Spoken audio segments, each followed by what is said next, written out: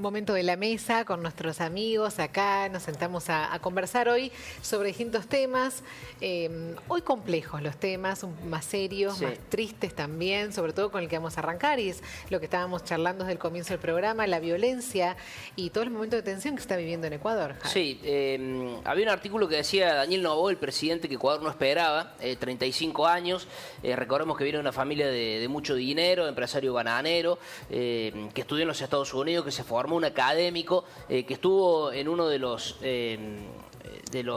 Pandora Papers, una suerte de Panama Papers, pero de algunos documentos clasificados vinculados a cuestiones de, paraísos fiscales y demás. Pero esto no tiene nada que ver con la cuestión que está pasando y con lo que veí el día de ayer. Por eso saludamos rápido a Emilia Sánchez, quien está allí en Ecuador, para charlar un poco, Emilia, de todo esto y que nos puedas contar esta situación tan especial de las 22 bandas narcos que parece que dominan Ecuador, de haber dejado de ser un país de tránsito a ser un país donde esto se ha enquistado. Bueno, ¿qué tenés para decirnos? Buen día, gracias por atendernos. Hola, muy buenos días. Sí, realmente es una situación sorprendente. En Ecuador uno piensa de que ya habíamos llegado al pico máximo de violencia, pero no. Cada día parece ser superar nuestro propio récord. Recordemos que se venía del asesinato de Fernando Villavicencio y que el camino al Palacio de Carondelet parece ser difícil tras lo que fue el tiempo de Correa, lo que ha sido Lenín Moreno. ¿Qué tienes para decirnos en esto de que Noboa pueda o no soportar esta presión? Bueno, es la prueba de fuego que él tiene, porque realmente una de las cosas que se estaba cuestionando ahora último era que Daniel Noboa mantenía mucho silencio frente a los hechos violentos. Pero una vez de que pasó lo que pasó ayer, en donde los grupos criminales se tomaron la señal abierta de uno de los canales más populares de nuestro país, fue totalmente prácticamente como que los puso contra la pared, y luego de las horas pertinentes, ¿no? También no hay que decir, bueno, no habla nada, porque hay que planificar y establecer estrategia. Sí, habló en la noche y dijo que a través del comandante el comandante de las Fuerzas Armadas, Marina, Terrestre y Aérea, Jaime Vela Erazo, dijo que todo grupo terrorista identificado ahora es un objetivo militar. Y bueno, pues unas palabras que la ciudadanía ecuatoriana estaba anhelando escuchar, porque prácticamente parecía ser que ya se había sobrepasado toda capacidad estatal y toda capacidad de la fuerza pública, porque ayer, o mejor dicho, hasta el día de hoy, no se ha podido contabilizar cuántos atentados terroristas se han dado en menos de 24 horas. Esto porque tan solo en la ciudad de Guayaquil, la más violenta del país, se ha identificado que han muerto 11 personas en un sinnúmero de ataques, que estos van desde tiroteos en los exteriores de los centros comerciales, el sicariato que se dieron en avenidas principales, también está la detonación de coches bombas y, por supuesto, robos o intentos de saqueos en distintas partes de la ciudad, norte, sur, centro, donde los comerciantes no tuvieron más remedio que cerrar sus locales para prevenir no solo el robo, sino que haya otra muerte violenta.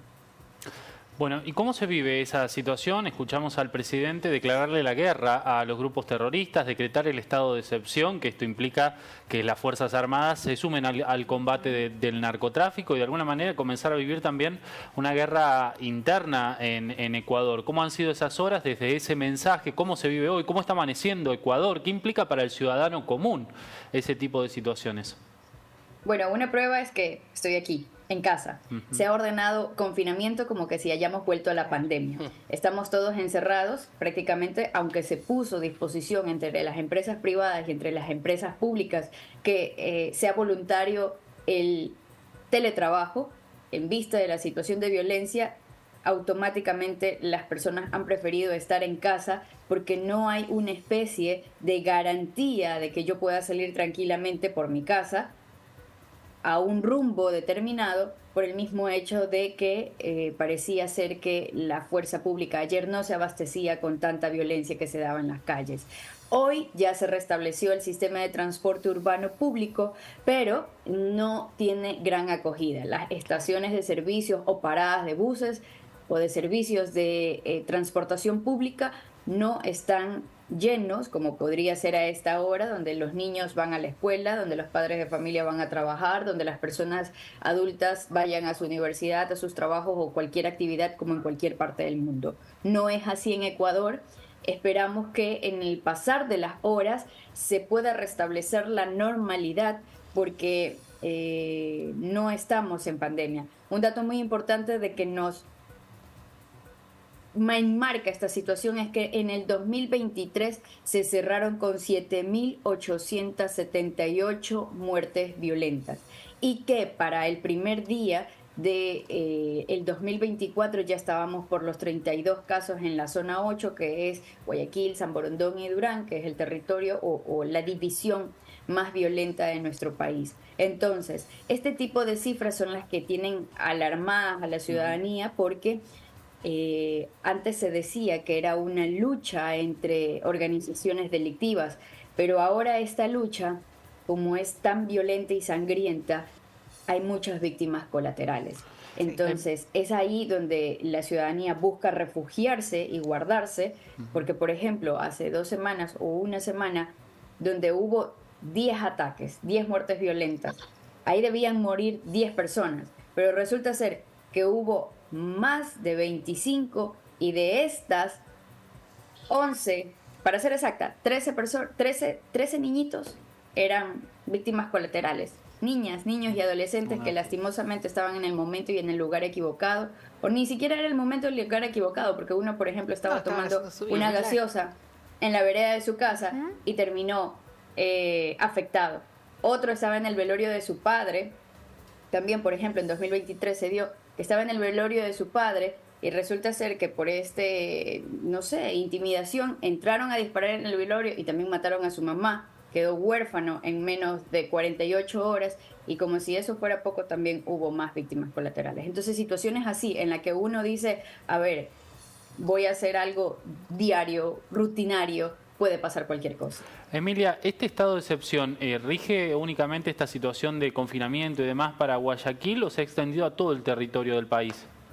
Es todo el territorio nacional. A las 5 de la tarde todos debemos regresar a la casa y hasta las 23. A las 23 horas empieza el toque de queda y a las 5 de la mañana otra vez se vuelve a salir. Claro, están las personas que tienen comercios, los equipos de comunicación, los que pueden salir y todo, pero como hay también esa disposición paralela de que se acojan al teletrabajo los que pueden o los que no, ahí también está. La gente prefiere guardarse, no se va a exponer por las puras. Claro, Emilia, los ataques fueron en distintas partes, ¿no?, de Ecuador. Se centraron en Guayaquil, los más, lamentablemente los más violentos, pero fue en diferentes lugares, ¿no?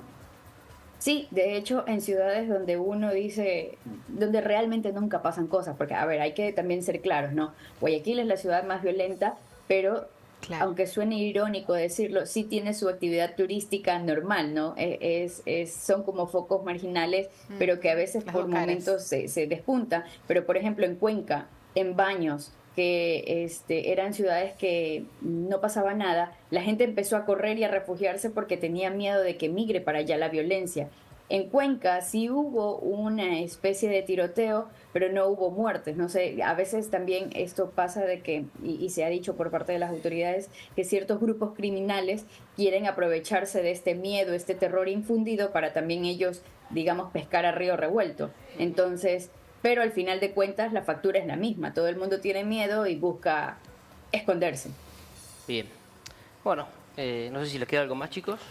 No, la situación es sumamente preocupante, sí. Emilia, yo no sé si vos conocés sobre la situación que atraviesa Argentina, particularmente una ciudad de Argentina que es Rosario. Cuando te escuchamos en el relato sobre cómo se fue gestando el germen de lo que hoy vive Guayaquil, sí, es imposible no relacionar con lo que se vive aquí, lo que nosotros comenzamos a ver y que quizás se relativiza o que nos hace mirar a un costado. Lo vemos pasar y decimos, bueno, hoy está solo en Rosario, pero estas situaciones de las amenazas permanentes, de las luchas entre bandas narcos, las muertes colaterales, los niños afectados o en medio de las balaceras, las intimidaciones, se trata de sembrar el terror. Lo que vos mencionabas, los tiroteos, aquí en Rosario se ven muchos tiroteos contra escuelas, contra hospitales, contra otras dependencias. Ayer lo veíamos en Guayaquil tomando las universidades o intentando secuestrar gente en las calles, y todo eso habla de una modalidad extendida en toda Latinoamérica, ¿no?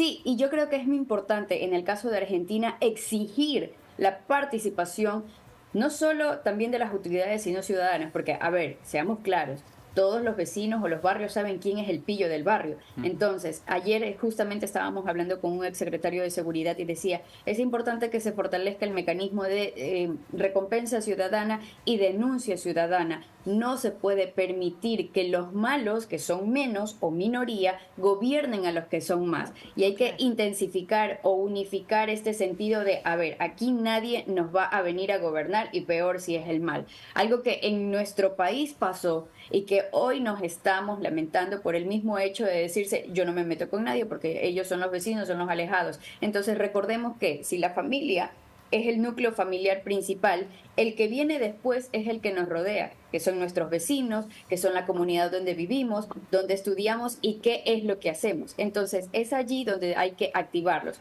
Otra cosa muy importante que también quizás podría añadir es que justamente las imágenes que estábamos viendo, ¿no? De que irrumpieron el set de televisión, sí. Algo muy valiente de los comunicadores sociales que estaban en ese set de televisión es que no permitieron que se transmita el mensaje en vivo, porque hubo momentos en los que el grupo armado que pasó estaba pidiendo indicaciones para operar los micrófonos, los equipos, la transmisión y querer dar su supuesto mensaje, ¿no? Entonces, sí, la imagen solita nos infunde terror y pánico, pero tampoco podemos ceder estos espacios. Y lo mismo pasa con los barrios. Nosotros debemos de empezar a cuidar nuestros espacios porque sí, la migración de la violencia es real.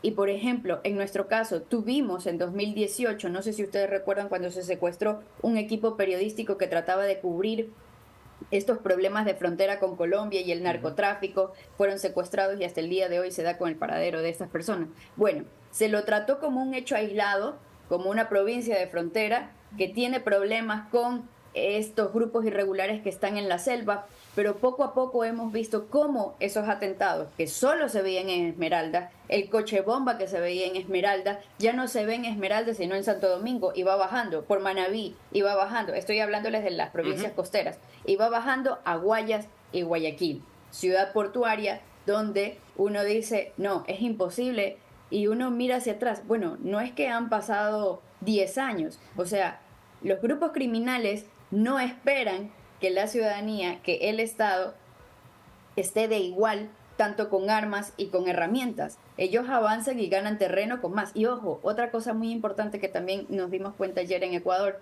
es que los grupos armados tienen su propio aparataje de comunicación. Infundir el terror, sembrar el miedo, estas amenazas, es su aparataje de comunicación.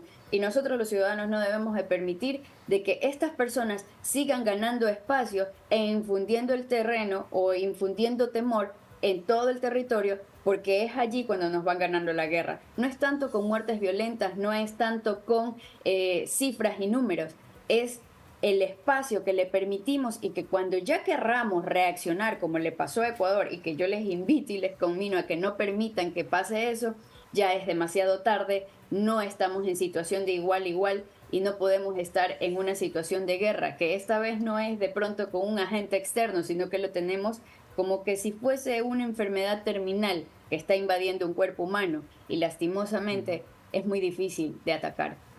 Emilia, excelente tu aporte, te agradecemos muchísimo este tiempo, tu descripción de la situación tan compleja que están viviendo ustedes ahí en Ecuador. Desde acá, bueno, los acompañamos y queríamos reflejar tu palabra y tu descripción, así que muchas gracias. Muchísimas gracias a ustedes y gracias también por sus solidarias palabras. Esperamos también en Ecuador que esto mejore. Gracias. Gracias.